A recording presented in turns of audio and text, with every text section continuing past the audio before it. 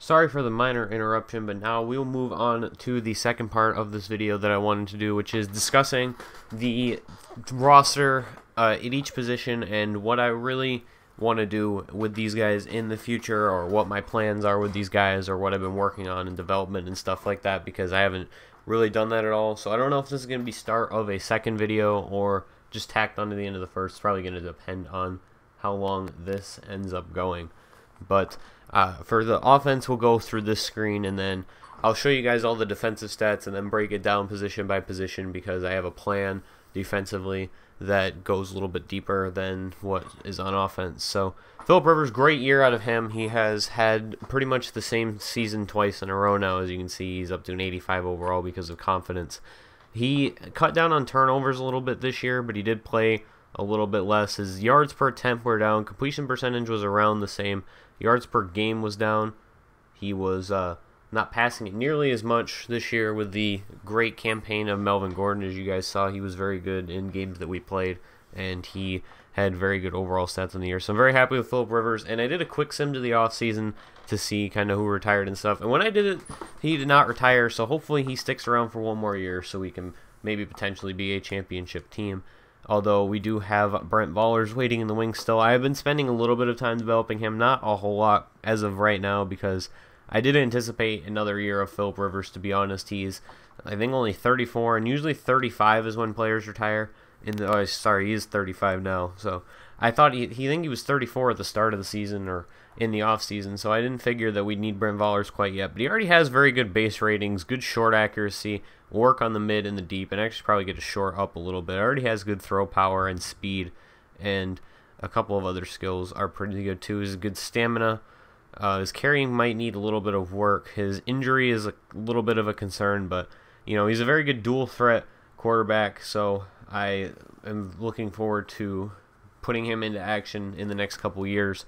Probably not next year very much, but he might move into that backup spot over Jimmy G, who had a pretty decent backup season. He had mostly these stats from the last games, I think, but he served as a solid backup. I put him in a couple times, and he had a couple good short throws for us.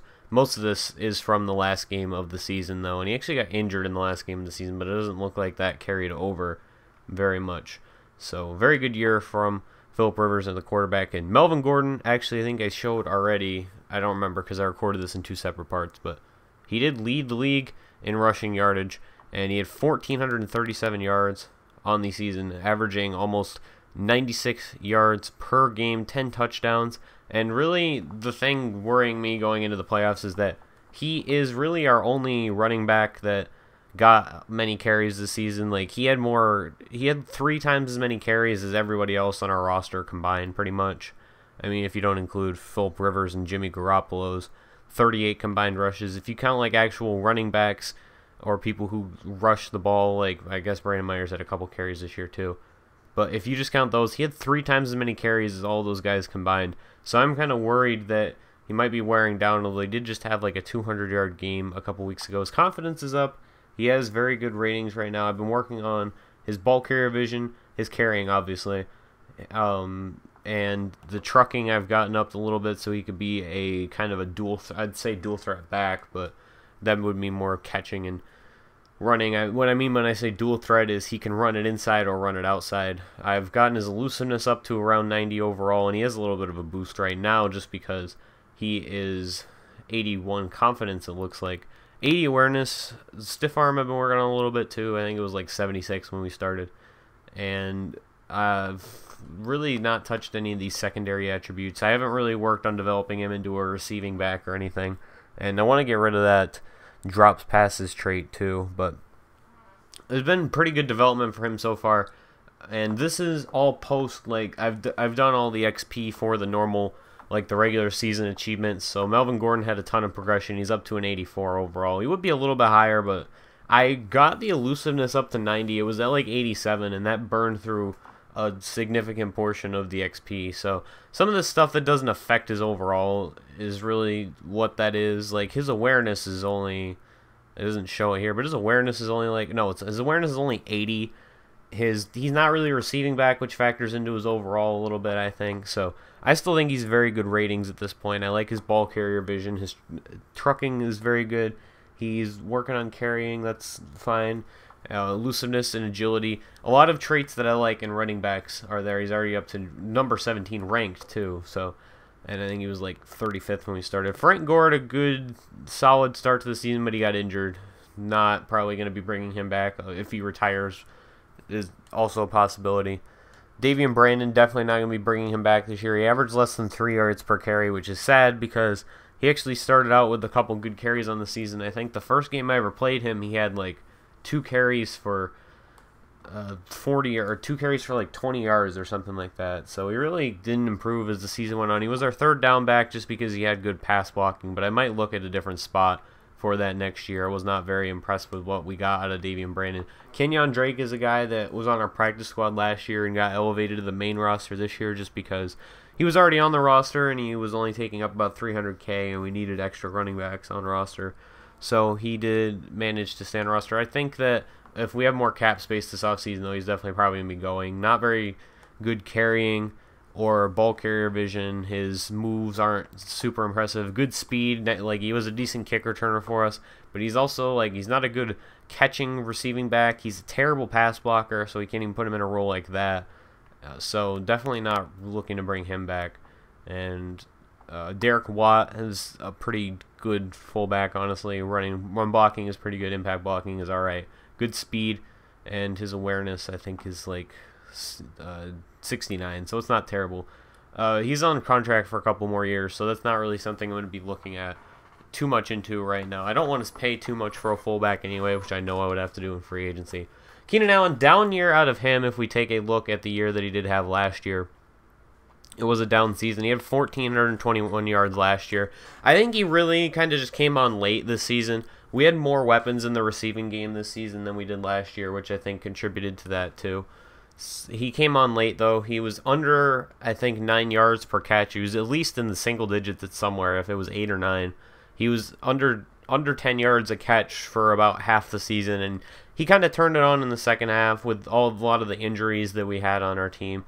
And it's a little bit closer to his rookie production. Not as many yards per catch, obviously, but more catches. He didn't really drop off that much in that regard. Is pretty much in line with his career averages at 83, except for this year that he played half a year and just was a monster. But definitely still happy with him. He made a lot of plays and is a big part of the reason that we're able to spread the field so much is because he is so talented. A 92 overall, and he's playing with good confidence. He is up to 97 route running and 96 catch in traffic. Very happy with Keenan Allen. Hunter Henry had a pretty solid second half of the season again, like last year. He came on late. He obviously didn't start last year the entire year, but very good two-way tight end, and I'm happy with the 67 catches that we got out of him, which was second on the team. Very consistent, solid presence on the field, and given his ratings still being pretty raw, I would say that he had a pretty good year. And I really like this run blocking a lot. That's one of my favorite ratings out of him, and it's not really an injury threat or anything, but good, solid player. Definitely happy with the performance of Hunter Henry. Vincent Jackson is someone I'm not very happy with. He dropped a lot of passes for me. He was our number 2 starting wide receiver all year, and he only had 598 yards, only averaged 10 yards per catch. And actually, 130 plus of those nearly 600 yards that he had came in the first game, as well as 3 of the 7 touchdowns. Not very happy with his performance, and if he doesn't retire, I'm probably just going to bench him next season. I imagine he will retire, though, because when I did sim this the first time, that is what he did. So I imagine he'll retire. If he does not, he's probably going to be moved pretty far down the depth chart next year if there's not a significant injury in the preseason or anything like that, because I think that he doesn't really I wanted him because of his great catch and traffic ability, and he dropped a ton of passes for me when I would pass it over the middle to him, or he had a corner kind of close to him. If I gave it to him and wanted him to make kind of a contested catch, he would drop it every single time.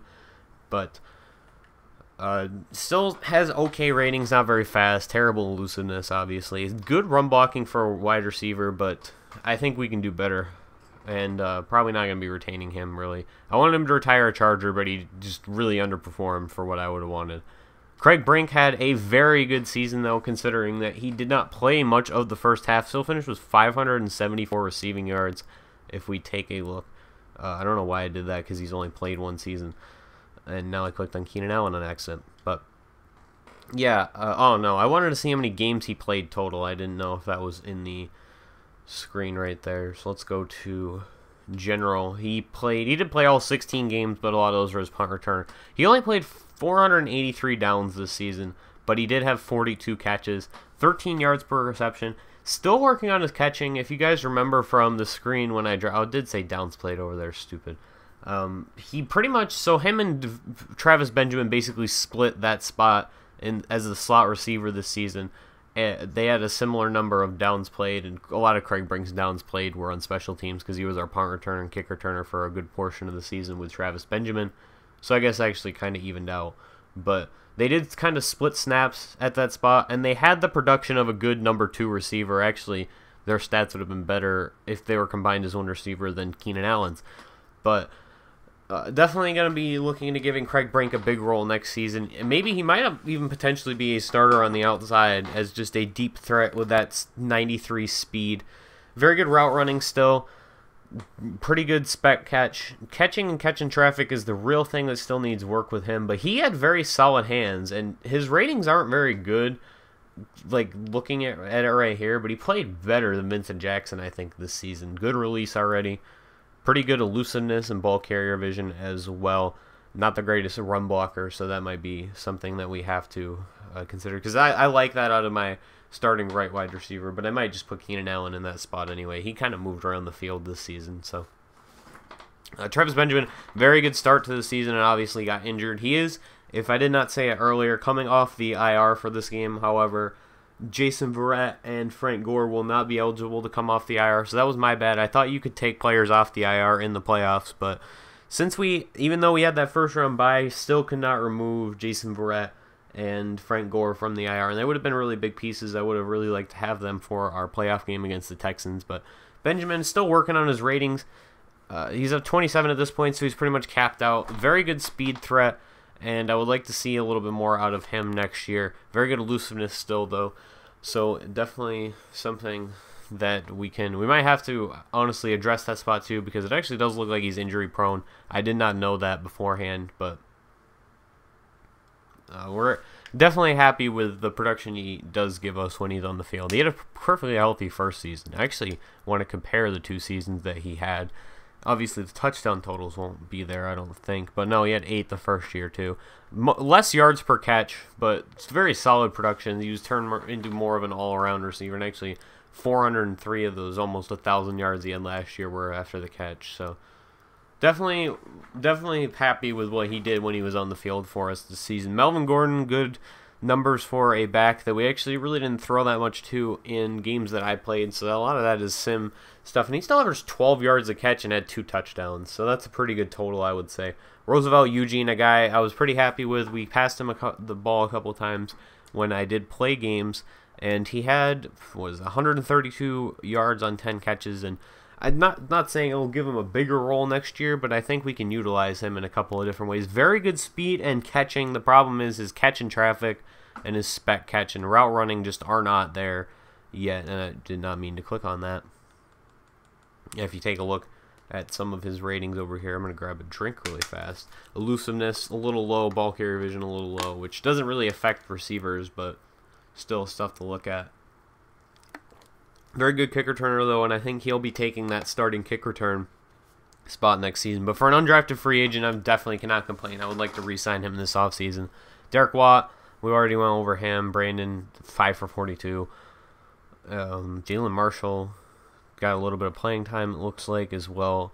And we'll move on to, I'll show you guys the defensive stats, and then we'll break down the rest of the roster from the roster screen itself. Denzel Perryman led our team with 114 tackles this season. He also had a sack and a half and 2 picks, so he's turning really into an all-around middle linebacker, which I like to see. His rating's only an 81 overall, but if you take a look right here, the reason that's so low is because his play rec and his awareness are both in the low 80s. Everything that really matters for a middle linebacker is in the mid to high 80s.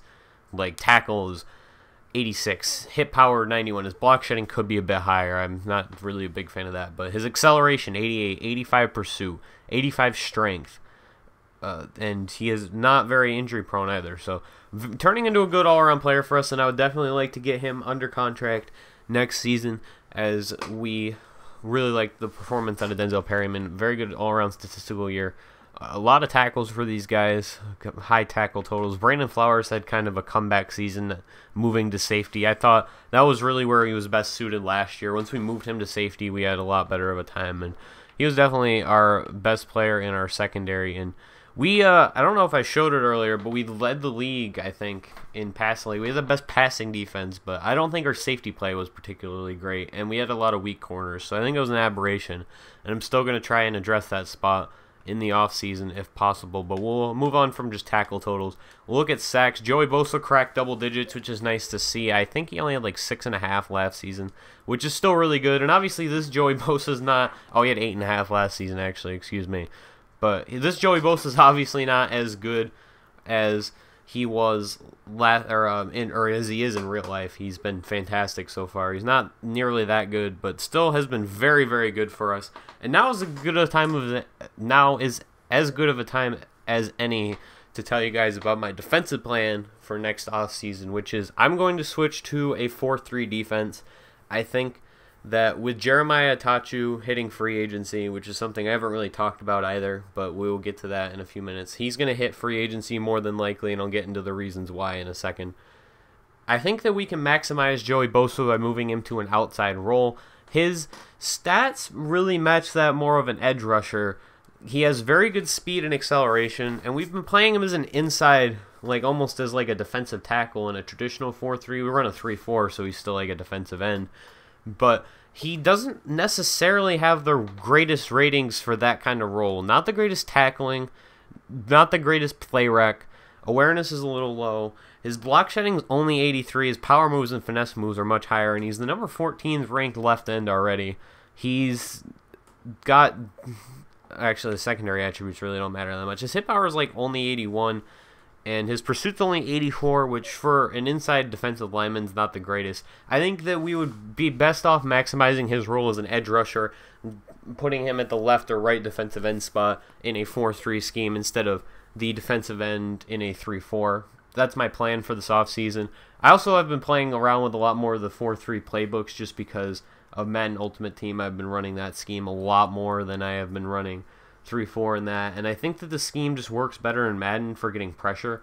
That's just me, and I think that we can really maximize the skill set of a lot of players. We also have both Corey Liuget and Dominique Bernard, and Bernard's not getting enough playing time, as you'll see from the stats right here. He had a very good season for as little as he played. Bernard was 5th on the team in sacks with 2.5, and he only played 5. He did play quite a bit actually in Sim, but he only played half as much as these guys, and he still had pretty good stats. I'd say if we put him in a full-time role, he could have 5 or 6 sacks a year and a ton of run stuffs. He played half as many snaps, and he had arguably better stats than Corey Liuget. Probably better stats, honestly. Not as many sacks, but he had more tackles for loss and more total tackles on the season. So I'm still kind of iffy on Corey Liuget. He's been pretty good for us, but not the greatest. He is good block shedding still, very good tackler, and I think that moving to a 4-3 scheme would also help him out quite a bit because he's built like a 4-3 defensive tackle. A very good pursuit, very good play rec 83, good block shedding, or decent block shedding at least. So, and not the greatest speed, but I think that he could be a very good 4-3 defensive tackle rather than a 3-4 defensive end. Jeremiah Attachu, I talked about it before. A lot of the reason that I am probably going to be getting rid of him is because of his contract demands. He wants over $8 million a year, and I looked at it, and he has decent ratings, but he's an 84 overall. I don't think that he's worth the money, to be perfectly honest with you guys. 84 power moves is okay. It's not great. No finesse moves at all. 87 block shedding, which would be fine. It's not like the worst rating in the world. He's number 13th ranked left outside linebacker. He has decent acceleration and speed, like pretty good actually. Not the greatest in coverage, but he is like a defensive end outside linebacker combo. The thing I'm really the most worried about with him though is he's only gotten 6 sacks for us this season, and he only had 5 last season. He's not really shown much improvement. He did have more tackles for loss this year, and he had a couple picks. But I don't think that that's an $8 million a year player, especially when we have a couple guys that are already like him anyway. Melvin Ingram's been very good for us these first couple of seasons, and he already has a big contract. Not the greatest block shedding, but he is a better pass rusher. He's capable of beating you with both finesse and power moves. Still good speed, great play rec in pursuit. I'm much happier with I would be much happier with Melvin Ingram, who did have kind of a down year this year, but I'd be much happier keeping him than having both him and Itachu, especially with the money I'd have to pay Itachu. And we already gave Melvin Ingram a contract, and he has just been the better player. More sacks, more tackles, at a tougher spot, too. He's playing against left tackles instead of right tackles, which I would argue there's more talented left tackles in the league than right tackles, at least in terms of Madden. So I just kind of jumped into this without even leaving the screen. So I'll do the rest of the defense really quick. I should go show you guys interceptions, too, and then we'll go over kicking, and then we'll go to the rest of the roster breakdown. So interceptions on this season. Brandon Flowers had 5. Casey Hayward had 4. Outside of that, still not really a key skill of ours, but we did have a lot of different corners playing this season. Jason Verrett had 2, and I think he only played like 6 games all season. Or no, he did play 9. He played much more than I actually remember him playing. Antoine Benford had an interception. He is another guy who's pretty solid that I would like to keep moving forward. Even though in the draft I'm probably more than likely going to be targeting secondary help. He's a guy that I would really like to continue developing. Already pretty good ratings, 88 speed. Press needs a little bit of work. His zone and man I've been working on because I want to run a lot more man than I have been, but we just haven't had the personnel for it. At least up to this point, especially with Jason Verrett getting injured because our other best cornerback, Casey Hayward, good man coverage. Well, I thought his zone coverage was much higher than that, but he has a boost to his overall right now. But again, I would like to run more man, but I think that we really need to switch our defensive front first and work on our linebackers, which are probably our weakest structured spot, at least so far. I mean, Carlos Dansby and Denzel Perryman have played pretty good, but I want to see how they would perform if we set up the front defensive line in a more traditional way, because a lot of times we honestly will have 5 down linemen and then we'll drop one of them back into coverage, and we don't have a guy who's capable of both rushing and dropping back into coverage. So we've been putting a lot of pressure on our linebackers, and I'm thinking that if we switch to a 4-3, they'll just be ready to cover by default anyway. And I've been working on coverage ratings for Denzel Perryman. I think he's up to like a 72 zone cover, which isn't the greatest admittedly, but it is a lot better than where he started. So defense, yeah, we had 5 interceptions from Flowers, 4 from Hayward. I'm thinking about keeping Flowers for the last year of his deal, but we'll definitely take a look at that in the offseason. Pretty good as a safety for us so far. He doesn't have the greatest coverage ratings in the world, but that pursuit, the speed, which isn't the greatest, but is still pretty good for a player in his 30s playing in like his... Well, I guess he's only switched positions one time, but good play rec, decent hit power, not the greatest, but you know, still pretty good player at this point in his career, and he was actually the number 13 strong safety in the league. So, all right, I forgot again. I gotta show kicking and punting. Actually, I already showed this in the last video, so not even really that big of a deal. All right. Let's go to the rest of the defense, and then we'll do offensive line last, since I'm in the middle of talking about the defense anyway. We'll go to the roster.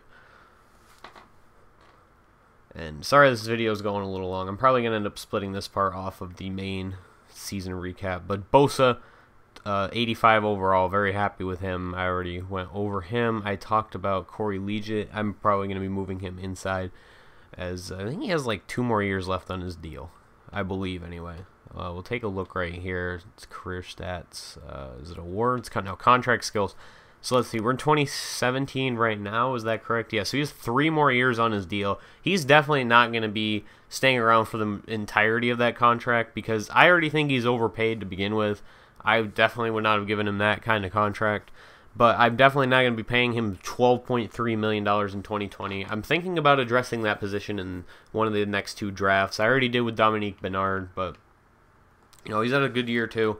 I talked about him already. And Liuget was a guy I was going to trade originally, but then I thought since Itachu's hitting free agency, I would much rather just keep Liuget in case something happens, and we'll have the cap space anyway. So Yeah, Tachu, will it show his contract from here? No. He wants like $8 million a year, and I don't think that he's worth that kind of money. And if we look at like what we paid Melvin Ingram, like we didn't even, I don't think, give him, I think we gave him $8 million a year, and he is a much better player, in my opinion, than Jeremiah Tachu. That's not the right thing. Contract skills. Yeah, he's making an average of less than $7 million a year, and obviously the way that Madden does contracts is stupid, and I wish that they would change it so that it's not always an increase like that. I wish you could do like like NBA, you could do flat contracts or front loaded or back loaded, and so it's not always like you get screwed at the back half of the contract. I hate contract extensions in this game so much. But we paid Melvin Ingram less money, and he's a better player, so I do not feel comfortable giving Atachu the money he is asking for when we have other options on our roster. And a lot of the better players in this draft are pass rushers, and I plan to go heavy on defense. I think that's where we need the most help in terms of depth anyway. Maybe receiver, but... Sorry I have to stop and get a drink so much. I've been talking for quite a while. Carlos Dansby's a guy I really want to bring back. Good zone coverage ratings. He's probably going to move more into a just third down role next season because his speed isn't the greatest, and he's not very, very good against the run, I don't think. So we're going to try and we'll keep him around as a third down nickel dime specialist to have him on the field over some other guys. But because he's still good in man and zone, got great pursuit and play rec and awareness, so I definitely want to keep him around. He had a pretty solid year, I thought, in coverage, but I'm probably going to be moving him more toward that role as he goes. Dalton Dansby's a guy I need to give a starting spot next year, and he's probably going to be the top candidate for that other linebacker spot in our 4-3 scheme other than Perryman and potentially Carlos Dansby. Dalton Dansby, not the greatest speed in the world. He's no pass rushing moves. Working on his zone coverage still. He's a little bit of help with pursuit still, and he's a little injury prone, which kind of scares me a little bit. And his agility probably needs work too. But great tackle, great block shedding, and great hit power. Excellent acceleration and strength as well. And I really need to give him more snaps next year. I didn't do the greatest job of rotating in linebackers on different downs, and I want to try and do that now that we've built a little bit of depth. My main problem with doing that in the first couple of seasons is we just really don't have any depth, because Dalton Dansby is our third best linebacker, but like Josh Perry was our fourth. And in our first season we were starting Manti Te'o, so we have not had the depth to be able to have guys come in and out of the game up to this point, and that's something that I think this offseason is going to be about more than just top-end players. I think we're good in terms of that. Maybe we might go after a safety if there is one in free agency, but I'm going to be really just looking to build depth in this offseason more than anything else, because I already think that the top-heavy, in terms of like the top of our roster, we're already very good. So Ingram I already talked about. Jarvis Jones is another guy I just did not give enough time to, and what I'm probably going to end up doing next year is making a package, like a nickel package or a dime package, that we go to exclusively on third down that just has 4 pass rushers instead of, like, say we take out like Torrey Legit because he's good against the run. We have some package that's just good against the pass, because Jarvis Jones is a very good pass rush move. He's a very good power move rating and decent block shedding. Not the greatest speed or tackling in general. I wanted him as like a backup pass rusher. That was my goal with him in the offseason. And he never really saw the field that much. A little injury prone, so he'd be better, honestly, in a backup role. And that's something that I want to strengthen in this offseason as well. But I think part of that is just giving Jarvis Jones more time. He did play a little bit this year, but he didn't have any sacks. And he only played, I think, like probably 100 snaps all season. No, he actually played quite a bit. I did not realize that he played 341 snaps. So, you know, solid year out of him, but for the little bit that he played. But we're going to try and get him a little bit more involved next season. So did I cover everybody defensively other than like the backups? Because like Cam Thomas, Leger Duzable, those are just guys that are filler at the end of the roster. Carruthers is a guy that we're not bringing back. The only reason he's even still on the roster now, to be honest, is because he was a cheap backup defensive tackle that was on the roster when I started this franchise. There's literally no other reason that I've been holding on to him this long.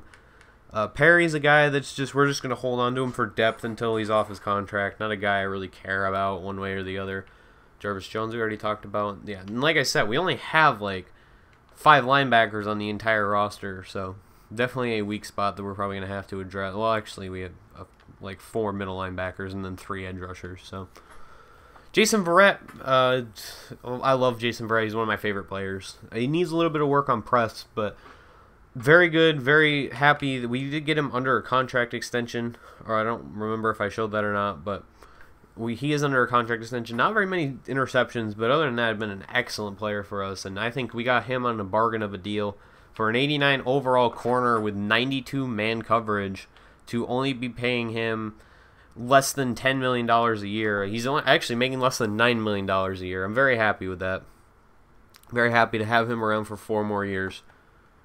So, well, actually, that's okay. So it's just less than $9 million because that was factoring in the first year as well. Casey Hayward's a guy I'm very happy with. It looks like his zone has actually regressed a little bit. I remember his zone coverage when we started was like 89, but it looks like it's down to 86 right now or so.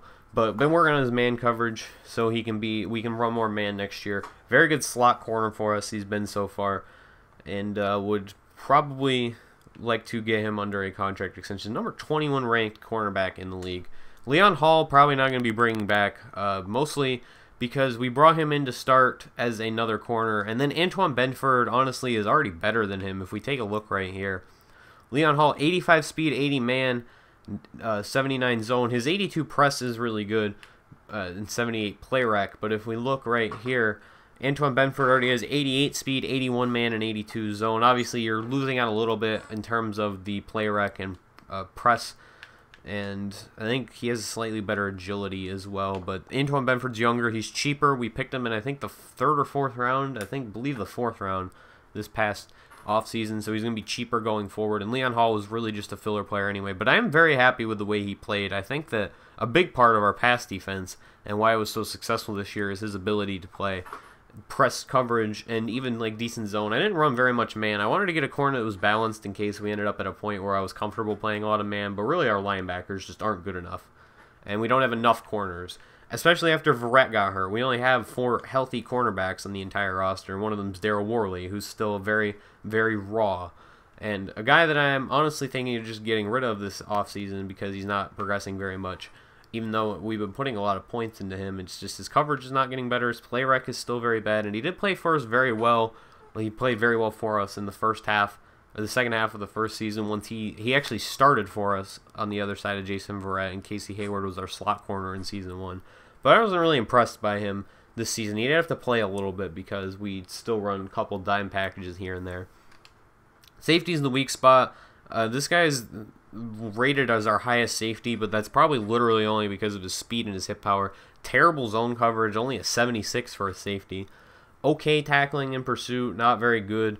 Terrible play rec, and I think his awareness is only like 69 too, so he's ranked as the 27th free safety, but definitely not going to be starting him at any point. And Terrence Mitchell's been our kind of pet project this entire series so far. He started a lot of the second half of the first season.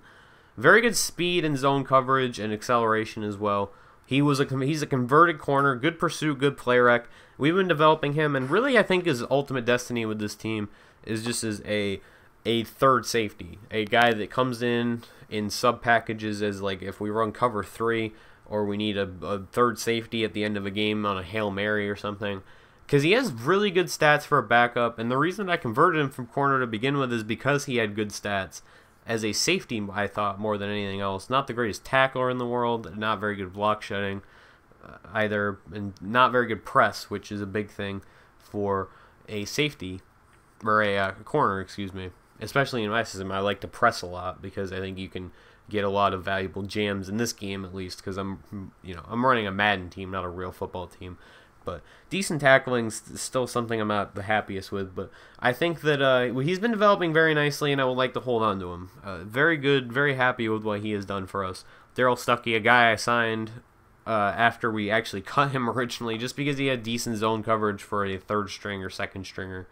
And Brandon Flowers, I talked about already, still has quite a high cap hit, And he'll be in the last year of his deal, so it will cost us the least to cut him if that is the direction that we decide to go with him. $12.5 million is going to be the cost for him next year. And he might end up being cap casualty, but if not, I'm very happy with him. Like I said earlier, he doesn't have the greatest ratings, but it seems like he plays very good for us. Mostly because of the speed, player rec, pursuit, acceleration combo, and he's a decent tackler too. Not the greatest, decent though. And that's pretty much all we need at that spot. Because in Madden, it doesn't really matter all that much if you have a kind of weak tackler, because by the time you get to the second level, a lot of other people will probably be caught up anyway. So we'll go to the offensive line now. We'll work from our kind of weakest spot to our best. And actually, I don't really know what our weakest spot is. I guess you could say our center is our weakest spot. King Dunlap is not going to be with us next year. I've not ever like really been shy about saying that. I'm not a fan of King Dunlap. I had to move him to center this last season because Eric Lear was not ready, and we'll go over him in a second. He was a 5th round pick. We actually traded up to get, after we traded out of the 5th round, in the last 3 rounds of the draft entirely, I fell in love with this dude in the scouting process, and he turned out to be pretty good for us. He's already up to an 81 overall as a 5th round pick. We'll talk about him in a couple of minutes. But King Dunlap, not going to be bringing him back next year. 91 strength, which is pretty good, but other than that, his ratings aren't very impressive. 83 run block, which is okay. 80 pass block, which isn't the greatest. And 84 impact, which is alright, but not very good, I would say. And he did only give up 2 sacks all season, but he is making $9.63 million next year, and I know I can get something much better at that spot. And a guy we already have on our roster who is going to cost $9 million less because he's on a 5th round salary. I like Eric Lear a lot, and he has developed very nicely. The thing is, and this is the reason I have not played him yet this year that much. Actually, I upgraded him quite a bit. He started out this season, he had 80 injury and 68 toughness. So now it is up to 91 and 84. I did get quite a bit of upgrading. He's already the 14th best center in the league, and if you take a look at King Dunlap, who I'm probably going to put back at left tackle when we do cut him, he's number 7th ranked center. So we moved him from left tackle to center. Well, actually, we moved him from left tackle to right tackle because he was a better run blocker than a pass blocker, and I tend to run to the right a lot. And then we moved him to center because that was the weaker spot on our offensive line, and he had good run blocking. But this dude's going to be a stud, I think. 85 run block, 84 pass block, 83 impact. That's the one that I'm going to try and increase the most over the next few developmental cycles. 89 strength already, 87 awareness, which isn't that bad, 80 acceleration, 89 stamina, so he'll be staying on the field quite a bit. And this dude is going to be solid for us, solid as a rock next season. So we actually probably really should be starting right now, but we'll keep King Dunlap in for the final game just because he has played very well this year. So our second weakest spot, I would say, is I accidentally back out of the roster screen entirely. Our second weakest spot, and that's really saying a lot because all 4 of these guys, I think, are Pro Bowl caliber offensive linemen on our team. They might not have played like it this year, but they definitely have the ratings to do so. Deshaun Snell was our 3rd second-round pick after Dalton Dansby, or was he our second? He might have been our second-round pick. He was one of our 3 second-round picks along with Dalton Dansby and quarterback Brent Vollers this last offseason. And this dude, for the most of the season, was actually better than number 3 overall pick Parker Donahue. He has quick development, great run block, which was already at, I think, 87 or 86 when we drafted him. But we've been working on a lot of his other ratings as well. 84 pass blocking he's up to, and 85 impact. And if we take a look right here, he did allow 9 sacks this season, but 6 of those were before our bye week, which was, I believe, halfway through the season. I think it was like week 8. So he had a very rough first half of the season and picked it up toward the end. He's already up to an 87 overall, and that's going to be a bargain of a contract. I think all of the effort that we put in to improve our offensive line last offseason has really paid off. And Philip Rivers didn't get sacked that much last offseason, but that was honestly kind of a miracle considering the guys that we had trotting out in the on the offensive line. And honestly, I think a lot of the reason for Melvin Gordon's improvement this offseason or this past season, from a guy who couldn't really find his role in the NFL to a guy leading the league in rushing, was because we have so many good offensive linemen now. We have 4 great run blockers. And Parker Donahue, I just upgraded his ratings with the offseason stuff. So I'll go to right guard, Matt Slauson, 88 overall. If I did not show it already, we did sign this guy to a 2-year extension, and there's not a lot of guaranteed money in it, so I thought it was kind of worth the contract that we gave him. A little bit older on the older side, so we don't know if he's going to last the entire thing, but we gave him a 2-year, roughly $8 million a year deal. Very solid. Started as our center and played right guard for us this past season due to his combination of run block and pass block ratings. I thought he was much more suited for guard than center. Very good awareness. Not the greatest impact blocking, but it is better than it was before, and I'm very happy with this guy. I hope we can keep him around for a little bit. I always liked him, even when because he used to be on the Jets. I always liked him back then. I always thought he was a very solid offensive lineman. We'll go to left guard, and this may be not our second weakest. He's probably our best. I want to talk about Josh Sitton, who was one of the best offensive linemen in the league this past season. He was a great player when we signed him, and honestly, we could have gotten more depth in the last offseason if we hadn't signed Josh Sitton, but he's probably the best free agent pickup that we had last season out of the guys that we did sign. I think he was the most valuable, at least, because if you'll take a look right here, Josh Sitton did not allow a sack this last season, and he didn't allow a sack the year before either. So Josh Sitton went an entire year playing roughly like 1,000 snaps, I'd imagine. If we'll take a look right here. Where's... Oh, career stats. That's what I wanted. We'll take a look right here. He played 997 snaps this year and 1,097 last year, and is not allowed a sack in either of those 2 seasons. This guy was incredible and played amazing for us this last season. And honestly, that contract was a little hefty when I signed him to it, and it kind of prevented us from making a lot of big moves, even though the free agency class wasn't the biggest last offseason. But having this guy at an average of, what is that, like $8 million? No, it's got to be a little bit more than that. Let's see, 21 plus 8. So like less than $10 million a year for this guy. I think he's a very good bargain. And I'd be willing to pay him all of that money. There's no worry about him being on our team in a couple years. He is definitely a rock-solid offensive lineman, and he was definitely worth the investment. But last but not least, we'll get to Parker Donahue. Not the best rated offensive lineman on our team, but this guy has an incredible future ahead of him, as he is playing with 63 confidence right now, so he is +1 to both of his blocking ratings. Excellent strength, 92 strength, 86 impact blocking, 88 run blocking, and 94 pass block. And he had a really rough start to his career. In his first 3 games combined, he allowed 5 sacks. And I was honestly considering benching him, or at least moving him to a different spot on the offensive line until he got better. But the rest of the season after those first 2 games, I think, which I simmed one of and then I played the other. Yeah, I played the other. But in those first 2 games, he allowed 5 sacks. The rest of the season, he allowed 2. And this guy is going to be a stud for us at left tackle. I think he has the potential to be one of the best left tackles in the league. And he's already the 9th best left tackle after 1 season. Great, not injury prone, excellent stamina, great acceleration, incredible pass blocking, which is only going to get better. I've been working on that his entire career, which has only been this season.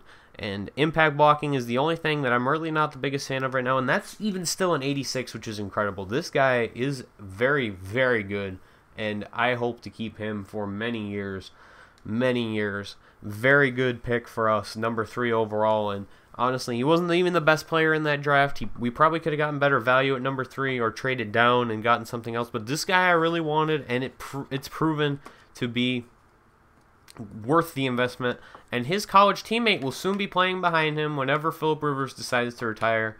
Brent Ballers, who I think I already went over, but Brent Ballers and Parker Donahue one day will both be playing together in the same backfield. So this video went on much longer than I wanted to, but I wanted it to.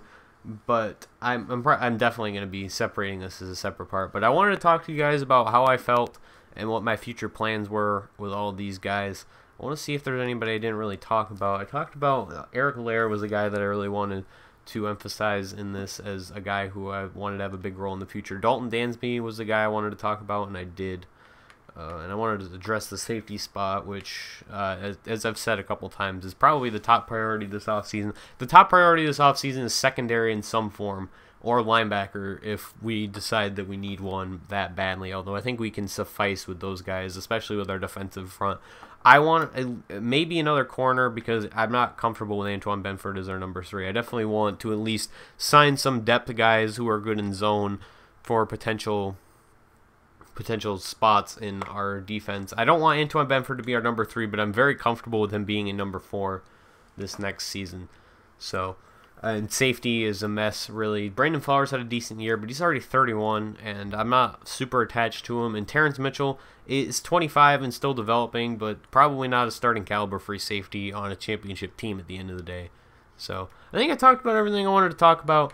I know people like these videos where you kind of just talk about what your plans are with the roster and everything. So, and I've been wanting to do it. And I really wanted you guys to know what I think about this team. I've actually enjoyed playing this franchise a lot lately. Madden was really irritating for quite a bit this season.